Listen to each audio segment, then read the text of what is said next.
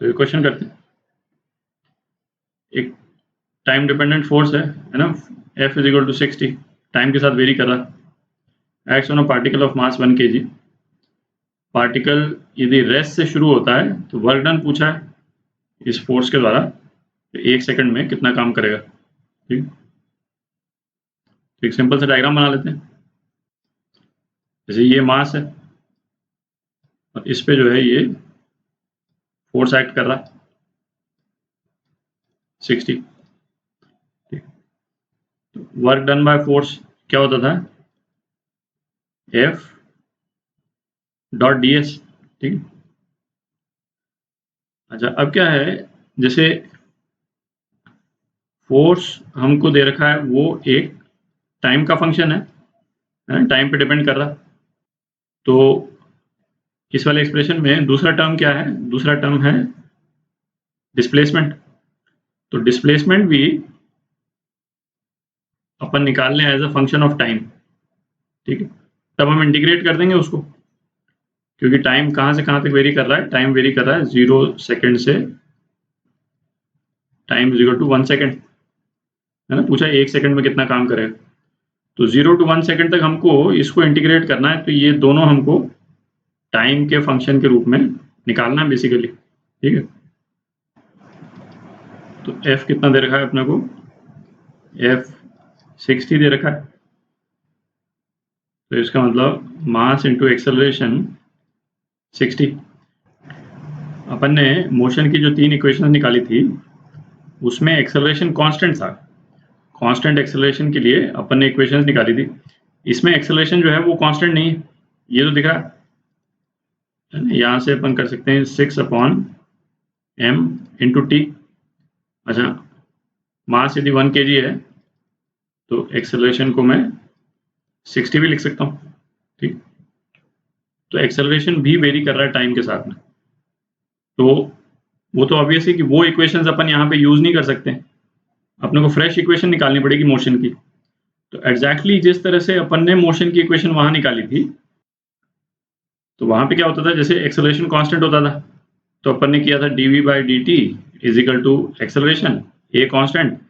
तो इससे हमारे पास में इक्वेशन आती थी v is equal to U plus A T, इसको इंटीग्रेट करने के बाद।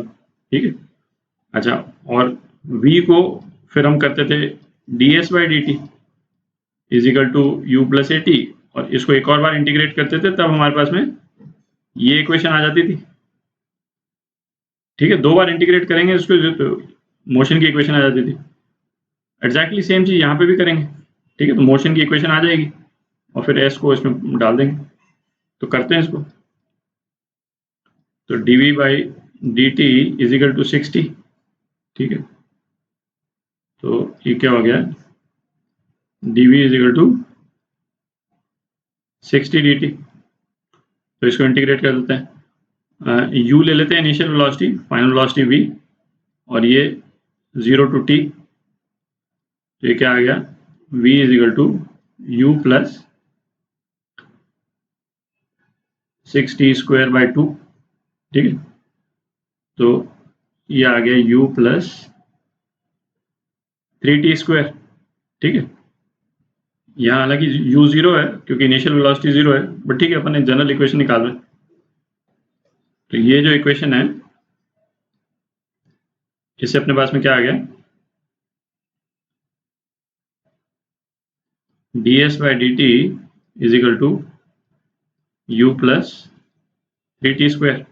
ठीक है, तो ds कितना आ गया, U D T plus 3t square D T. ठीक है, अच्छा अपने को तो ds ही निकालना है।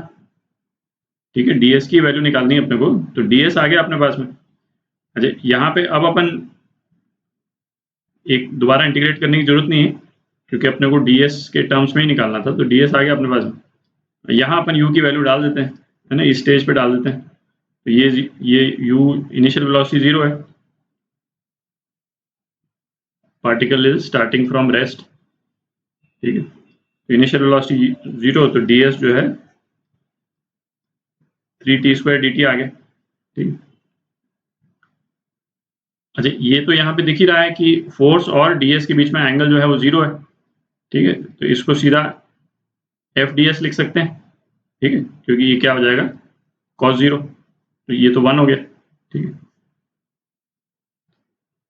अब वर्क का एक्सप्रेशन अपन निकाल सकते हैं, एफ डी एस, एफ कितना है 60